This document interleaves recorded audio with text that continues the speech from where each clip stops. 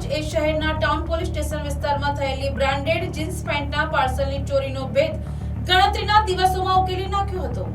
આ ચોરી નવસારીની rich girl western કપડાની દુકાનમાં થઈ હતી, જેમાં અલગ અલગ કંપનીના બ્રાન્ડેડ લેડીઝ જીન્સ અને ટ્રાઉઝર પેન્ટના પાર્સલનો સમાવેશ થતો હતો।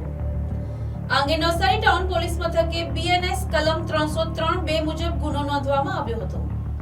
આ અનડિટેક્ટ ગુનાને ઉકેલવા માટે સુરત રેન્જ આઈજી પ્રેમવીરસિંહ અને નવસારી એસપી રાહુલ પટેલ દ્વારા સૂચનાઓ આપવામાં આવી હતી। એલસીબી પીઆઈ વિજય જાડેજાના માર્ગદર્શન હેઠળ એસપી આહિર, વાયજી ગઢવી અને એમબી ગામિત સહિતની ટીમો તપાસમાં જોડાઈ હતી। પોલીસ કોન્સ્ટેબલ અર્જુન પ્રભાકરભાઈ, નિલેશભાઈ રતિલાલ અને વિજયભાઈ મોહનભાઈને મળેલી ખાનગી બાતમી અને સીસીટીવી ફૂટેજના આધારે શંકાસ્પદ આરોપીને ઝડપી પાડવામાં આવ્યો હતો। ઝડપાયેલા આરોપીનું નામ અમિત રાજકારણ તિવારી છે, જે હાલ કાલિયાવાડી ખુલ્લી જગ્યામાં નવસારી ખાતે રહે છે અને મૂળ ઉત્તર પ્રદેશના પ્રયાગરાજ જિલ્લાના થાણા નૈનીમાળાનો વતની છે। પોલીસે તેની પાસેથી ચોરી કરેલા 21 નંગ બ્રાન્ડેડ પેન્ટ કબજે કર્યા છે, જેની કુલ કિંમત ₹14,520 આંકવામાં આવી છે।